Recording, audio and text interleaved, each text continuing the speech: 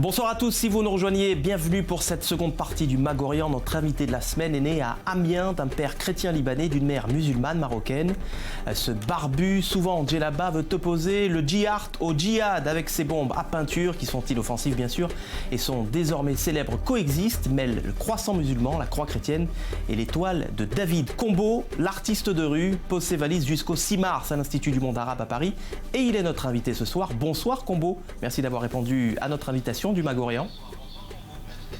Bonsoir.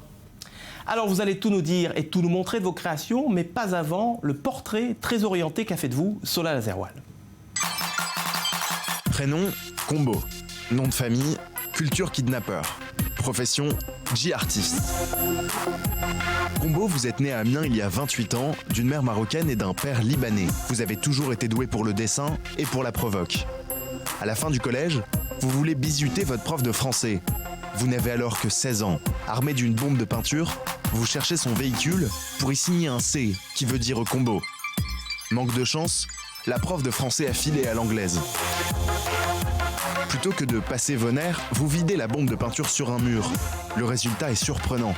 Pour la première fois, vous laissez libre cours à votre imagination et vous vous découvrez alors un certain talent pour le street art. Discipline qui vous portera préjudice. Aux Beaux-Arts, difficile d'entrer dans le moule élitiste. Car la rue est votre terrain de jeu, le seul endroit où exprimer vos revendications, ce style atypique, empreint de pop culture, mais compréhensible au premier regard. Artiste subversif, Combo, vous êtes accessible au grand public, même si vous ne choisissez pas la facilité, mais l'art engagé. Premier acte de résistance à Tchernobyl, où vous collez des affiches sans aucune autorisation. Dans les décombres de la zone interdite, vous placardez des pubs pour l'industrie nucléaire. Une façon ironique de célébrer les 1 an de Fukushima. Vous êtes surtout passé maître dans l'art du détournement. Votre principal fait d'armes, la reprise d'une œuvre de l'artiste polonais Piotr Młodozeniec. Au symbole des 3 monothéismes, vous ajoutez votre propre silhouette, djellaba, barbe de salafiste. Vous devenez célèbre, exposé à l'Institut du monde arabe, posé avec des ministres. Votre message coexiste, comme un appel à la coexistence entre les peuples. Une façon singulière d'incarner notre génération. Génération Combo. Combo, vous avez commencé à peindre votre coexiste dans les rues de Paris. C'était après les attentats de Paris, ça a été un déclencheur ? Exactement, en fait, c'est une campagne que j'avais commencé un peu à Beyrouth au départ, ce que j'avais appelé le J-Art, où je mettais donc ce personnage musulman avec une barbe et une djellaba. Et après les attentats de Charlie, en fait, j'ai commencé à écrire des messages qui avaient vocation à un peu rappeler ou rendre un peu plus universelle la communauté musulmane, avec des phrases comme en France, nous avons plus de 50 000 musulmans qui sont des soldats et qui protègent la patrie. Et dans ces messages-là est arrivé le coexiste. Alors cet appel à la tolérance, il a failli vous coûter la vie, vous êtes fait casser la figure, pour ainsi dire. Mais vous avez l'habitude de dire que nos idéaux valent plus que leurs idées basses. Votre épaule s'est dépoitée, mais vous, vous êtes senti épaulé. Racontez-nous. Très rapidement, en fait, après l'agression que j'ai subie l'année dernière, après avoir peint ce coexiste, donc tout de suite j'ai reçu énormément de messages et là ça ne s'arrête pas depuis 1 an et je suis un peu porté par tous les soutiens que je reçois et là depuis 1 an je n'ai pas arrêté de peindre sur cette thématique-là, sur l'interculturel et sur ne serait-ce que le musulman mais aussi le juif, aussi le chrétien et c'est vraiment un travail que je mène depuis plus d'1 an maintenant. Alors, parmi les messages de soutien que vous avez reçus, il y avait aussi celui de Jack Lang, le président de l'Institut du monde arabe à Paris. Il n'a pas été insensible à vos déboires. Il vous a invité à coller le coexiste sur les murs de l'Institut du monde arabe. Aujourd'hui, vous exposez dans cette maison. Donc oui, dès le départ, en fait, j'ai reçu un message de Jack Lang qui m'a invité donc, à venir exposer le coexiste sur les murs et les façades de l'Institut du monde arabe. On s'était retrouvés donc avec une centaine de Parisiens un dimanche matin à distribuer 500 affiches coexiste et par plusieurs petits groupes de 10, on s'est retrouvés dans les rues de Paris à coller ce coexiste. Et voilà, maintenant, 1 an après, on se retrouve à faire l'exposition coexiste dans les murs un peu là où tout a commencé d'une certaine manière. Alors vous prétendez faire du J-Art Combo. C'est quoi exactement le J-Art ? Selon moi, en fait, tout mon travail est autour de l'actualité et essayer de reprendre un peu les mots qui sont un peu galvaudés. Et le djihad, forcément, c'est un mot qui a été galvaudé par les gens qui sont allés faire la guerre en Syrie. Et donc, j'ai voulu un peu leur mener la guerre, mais vraiment à travers l'art, en fait. C'est un peu chacun ses bombes d'une certaine manière. Et moi, mes bombes, c'est des bombes de peinture. Et donc, j'essaye de faire des caricatures. J'essaie de me moquer un peu de leur manière d'être, d'une certaine manière. Alors, vos créations sont bien accueillies, hein, on le voit en Occident. Qu'en est-il des pays arabes, au Maghreb ou au Mashrek ? Très simplement, j'ai peint des peintures au Liban, j'ai peint des peintures à Tel Aviv aussi, j'ai peint un peu partout là où j'ai pu aller en Tunisie. Et principalement, mes images ne restent pas très longtemps à Paris, alors qu'à l'étranger, elles restent pendant 2 ans, 3 ans. Là, ça fait déjà 1 année que les peintures à Tel Aviv sont encore là, elles n'ont pas bougé, donc j'en suis assez heureux. Alors c'est la première fois que vos créations sont exposées dans un grand musée, celui de l'Institut du monde arabe. Vous n'avez pas peur de vous institutionnaliser un peu ? Non, pas forcément, parce que le travail qu'on fait dans la rue, on le reproduit d'une certaine manière, mais différemment dans un musée. On essaie de créer une sorte de parallèle et on raconte autre chose. C'est différent, les gens qui viennent ici sont des gens qui ont voulu et qui viennent découvrir autre chose. Donc on leur donne un peu plus de messages que ce qu'on fait dans la rue et qui est d'habitude beaucoup plus résumé. Alors je crois savoir que vous travaillez sur un nouveau projet qui pourrait vous amener dans les mois qui viennent à Tel Aviv. Vous en dites un peu plus ? Donc très simplement, dans quelques mois, il y aura un festival de la photo et je vais être invité, je pense, à venir faire une fresque.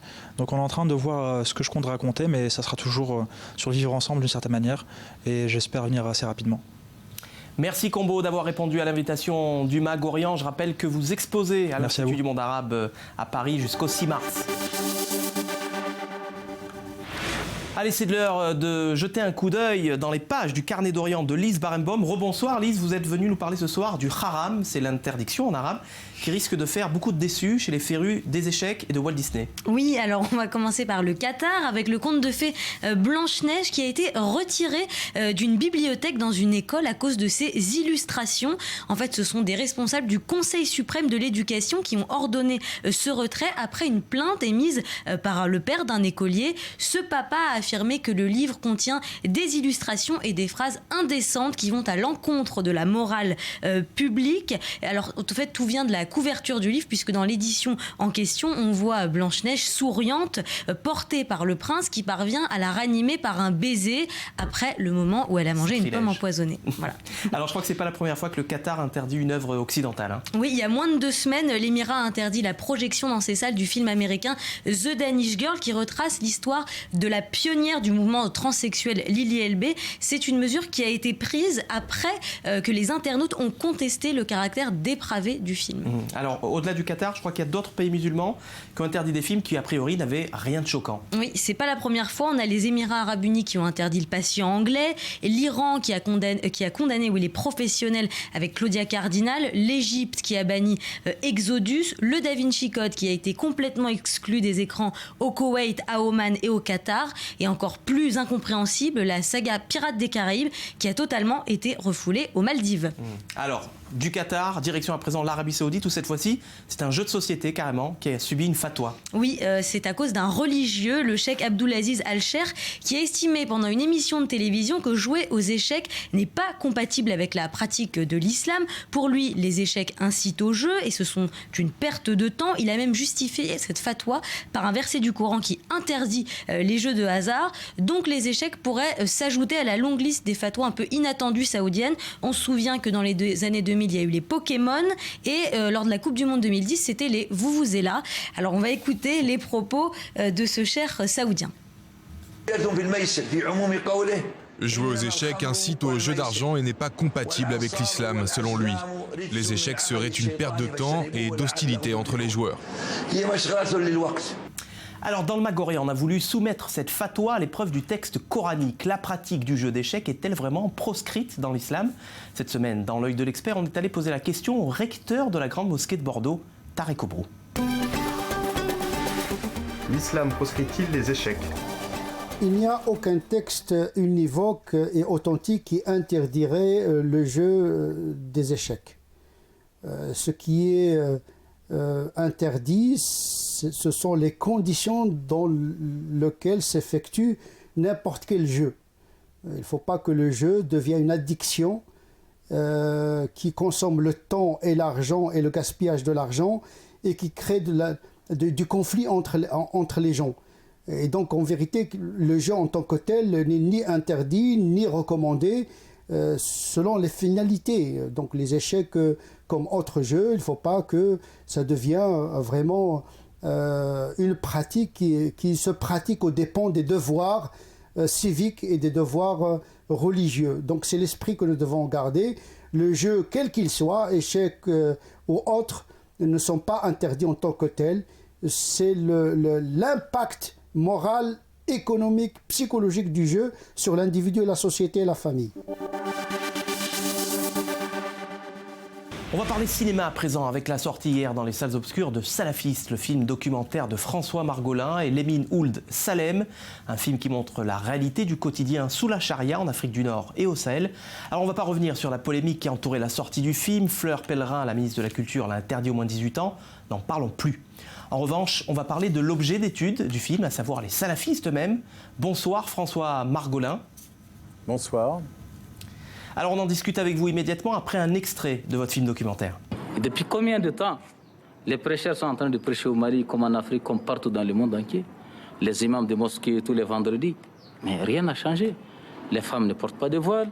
Il y a des lieux de débauche, il y a des boîtes de nuit, il y a des discothèques, il y a des musiques partout. Alors, depuis que le sabre a commencé, c'est-à-dire depuis que le djihad a commencé, en quelques mois, en quelques semaines, regardez vous-même. Ici, Gao, même les petites filles sont voilées à plus forte raison les grandes personnes. François Margolin, vous avez filmé au plus près pendant 3 ans ces salafistes au Mali, en Tunisie, en Mauritanie. Sont-ils vraiment ceux que l'on décrit dans les capitales occidentales?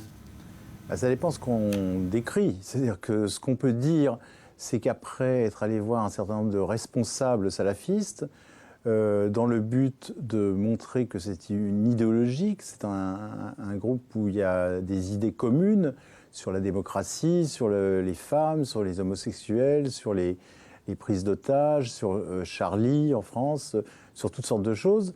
On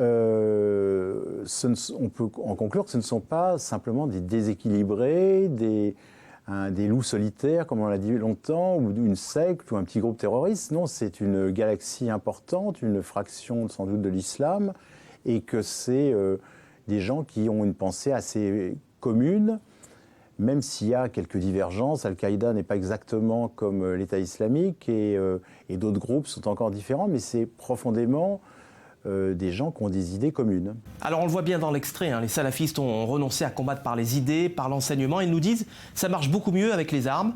Est-ce que tous les salafistes prennent le djihad? Non, il y a une partie des salafistes qu'on appelle quiétistes.